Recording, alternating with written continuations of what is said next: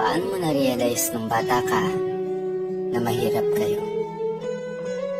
Sa tuwing gigising ka sa umaga, puso ka malalanghap mo.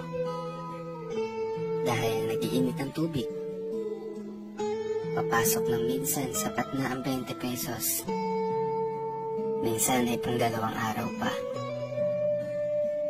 Kakain kayo na ang tanging ulam, toyo na may mantika.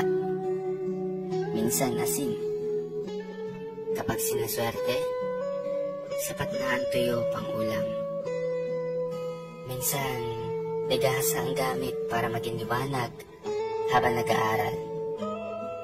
Makikinood sa kapitbahay para malibang. Pero pagsasarahan naman ng pinto at pintana. Ngunit kahit ganun, lumalaban pa rin. Nagsusumikap para maabot ang pangarap sa kabila ng hirap ng buhay.